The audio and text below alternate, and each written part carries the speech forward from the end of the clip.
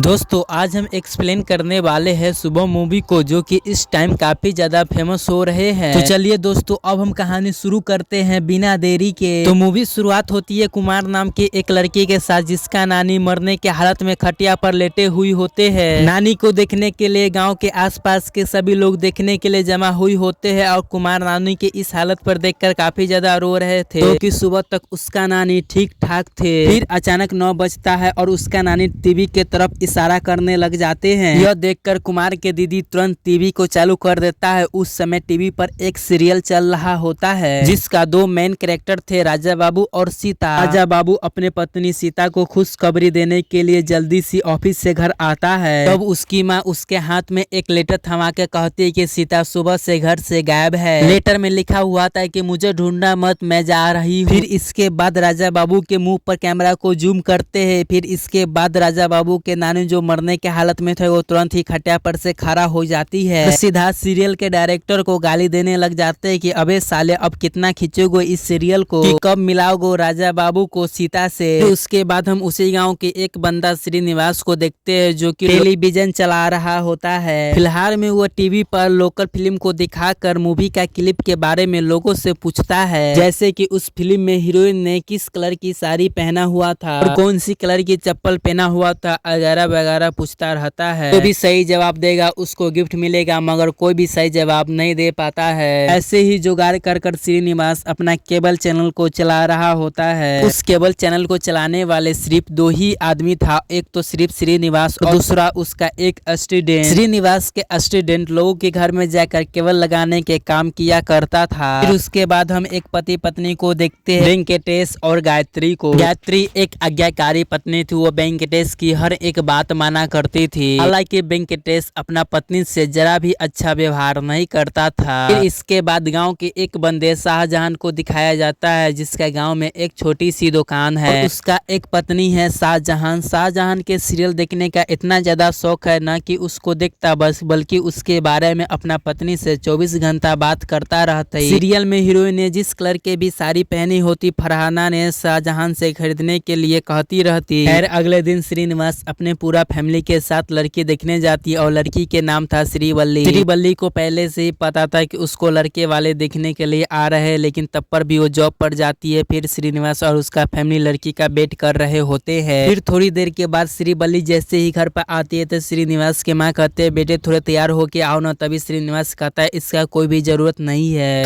खाम टाइम बर्बाद होगा। फिर उसके बाद घर वाले मिलकर श्रीनिवास और श्रीवल्ली को अकेले में बात करने के लिए छत पर भेज देते हैं। और छत पर जाने के बाद दोनों की आपस में बात करने के बजाय छत पर रखे हुए पानी टंकी के बारे में ये दोनों बात करने लग जाते हैं। फिर उसके बाद श्रीनिवास को श्रीवल्ली काफी अच्छी लगने लग गई थी और उससे पसंद भी आ गया था। फिर घर जाते समय श्रीनिवास की मम्मी कहता है कि बेटा वो लड़की मेरे खानदान के लिए नहीं है। फिर उसके बाद श्रीनिवास कहने लग जाती है, माँ वो लड़की पढ़ी लिखी हुई तुम्हारी की तरह उस जमाने की लड़की नहीं है, आजकल की लड़कियां ऐसे ही होती है। तभी हाँ न करने के बाद श्रीनिवास की फैमिली शादी के लिए मान जाती है। फिर उसके बाद कुमार यानी कि उस नानी के पोता, जिसने हमने पहला ही सीन में उसे देखा था, वो पूरे गांव में डिश टीवी लाता है और पूरे गांव को वो जमा कर डिश टीवी के बारे में बताने लग जाता है। एक तरह से वो डिश टीवी के मार्केटिंग करने लग जाता है। यह देखकर श्रीनिवास को जलन होने लग जाता है, क्योंकि गांव में डिश टीवी के आने के बाद उसका केबल चैनल खराब हो सकता है। फिर उसके बाद श्रीनिवास अपने होने वाली बीबी के लिए घर में एक नया टीवी लगाता है और उसके बाद श्रीनिवास अपने दोस्त से मिलने के लिए चले जाते हैं। फिर वो अपने दोस्त को श्रीवल्ली के बारे में बताते हैं। फिर उसके दोस्त श्रीनिवास से मजे लेने लग जाते हैं और कहने लग जाते हैं कि तुम जो पुष्पा नहीं जो श्रीवल्ली के लिए झुकेगे, और जब काम से आएगो तो चाय के लिए श्रीवल्ली के सामने कैसे झुकोगे। फिर श्रीनिवास कहता है कि मैं कहूंगा श्रीवल्ली अगर तुम फ्री हो तो क्या मेरे लिए 1 कप चाय बना दोगी क्या। यह सुनकर उसका दोस्त उस पर हंसने लग जाता है। फिर शाहजहां कहता है कि तुम जानते हो कि मैं अपना बीबी से कैसे चाय मानता हूँ, बस मैं एक शब्द कहता हूँ कॉफी, और अगले ही पल कॉफी रखा हुआ होता है। फिर वेंकट कहता है शाहजहां तो सिर्फ कॉफी ही बोलता है, मैं तो सिर्फ अपना एक हाथ उठाता हूँ और मेरी बीबी चाय लेकर हाथ पर रख देता है। यह बात सुनकर श्रीनिवास हैरान हो जाता है कि कोई अपने बीबी के साथ ऐसा बर्ताव करता है क्या। फिर इसके बाद वेंकट कहता है, देखो बेटा दुनिया में 2 किस्म के लोग होते हैं, एक तो नॉर्मल मेल होता है, एक तो अल्फा मेल होता है। मैं और शाहजहां अल्फा मेल है, इसीलिए हमारे बीबी हर एक बात सुनती है। अगर तुम भी अल्फा मेल नहीं बनेगे तो तुम्हारा बीबी तुम्हें में कंट्रोल करने लग जाएगी। इससे वो लोग श्रीनिवास के शादी और मियाँ बीवी के लेकर थोड़ा ज्ञान देने लग जाते हैं। और फिर देखते देखते श्रीनिवास के शादी की तैयारी भी होने लग जाते हैं और फिर जाके लास्ट में श्रीनिवास के शादी भी हो ही जाते हैं। फिर शादी के दौरान ही गायत्री और फरीदा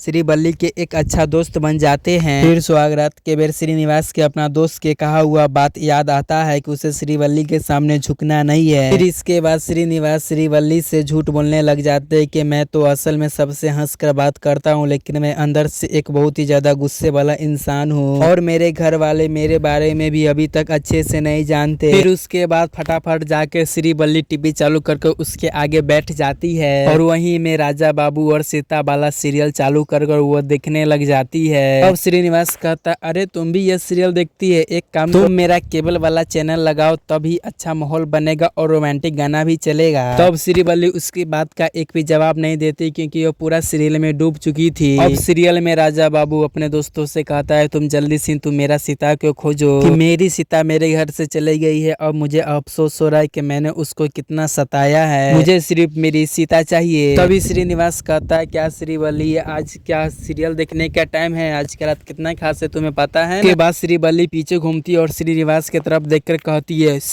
यह देखकर तो श्रीनिवास के होश उड़ गया था, कहाँ बेचारा अल्फा मोर बनने चला था। फिर इसके बाद वो बिना काम कुछ किए ही चुपचाप सो जाता है। फिर अगली सुबह श्रीवल्ली सज धज कर आती और श्रीनिवास से पूछती, कल रात आप इतना जल्दी क्यों सो गए थे। लेकिन श्रीनिवास श्रीवल्ली से गुस्सा था। फिर इसी के बाद श्रीवल्ली अपने सास से कहती कि मम्मी मेरे लिए भी एक डोसा बना दीजिए ना, मुझे ऑफिस के लिए देरी हो रही है। यह बात सुनकर श्रीनिवास से घर वाले चौंक जाते हैं, खासकर श्रीनिवास की माँ। फिर नाश्ता करने के बाद श्रीनिवास श्रीवल्ली को उसके ऑफिस छोड़ने के लिए जाते हैं और जाते समय अपना श्रीनिवास अपना ऑफिस भी दिखा देता है। लेकिन उसके ऑफिस के ही बगल में कुमार के DHTV के बैनर भी लगा हुआ था, जिसमें लिखा हुआ था कि कम पैसे में आप ज्यादा चैनल को देख सकते हैं। यह देखकर श्रीनिवास बहुत ही ज्यादा भड़क जाता है। लेकिन मजे की बात यह है श्रीनिवास से ज्यादातर श्रीवल्ली भड़क गई हुई होती है और कहते हैं कि जल्दी से तुम अपना यहाँ से बैनर हटा दो, नहीं तो मैं तुम्हारा बिल्डिंग ही उड़ा दूंगा। फिर उसके बाद श्रीनिवास श्रीवल्ली को जैसे तैसे कर वहाँ से अपने घर पर ले जाते हैं और फिर श्रीनिवास दूसरे रात भी अच्छे से तैयार हो कर जाते हैं। फिर श्रीवल्ली बातों बातों में श्रीनिवास से कहते हैं कि मैं अपने कॉलेज टाइम में खूब गाना गाती थी। इसी बात पर श्रीनिवास कहते हैं, कुछ मेरे लिए भी तुम गाओ ना। तो सुनने के बाद श्रीवल्ली श्रीनिवास के लिए कुछ गाने गाने लगते हैं और देखते देखते उसका आवाज बेशुमार होने लग जाती है। असल में इसके बाद श्रीवल्ली फिर जाकर टीवी के सामने बैठ जाती है उस सीरियल को देखने के लिए। फिर श्रीनिवास टीवी के आगे जाकर खड़ा हो जाता है और कहता है, अरे श्रीवल्ली तुम फिर से सीरियल देखने लगा, और न फिर थोड़ा देर कुछ बात करते हैं। लेकिन श्रीवल्ली के पूरा फोकस तो सिर्फ सीरियल पर ही था। फिर श्रीनिवास टीवी को बंद कर देता है, लेकिन श्रीवल्ली फिर खड़ा होकर टीवी को ऑन कर देता है। फिर इसके बाद श्रीनिवास फिर से टीवी को बंद करने वाला था, इतने में ही श्रीवल्ली एक ही हाथ से खटिया को उठा देता है और उसकी आवाज भी एकदम डरावनी हो गई थी। और उसी भयानक आवाज में श्रीवल्ली श्रीनिवास से कहती है कि तुम टीवी ऑन मत करना। फिर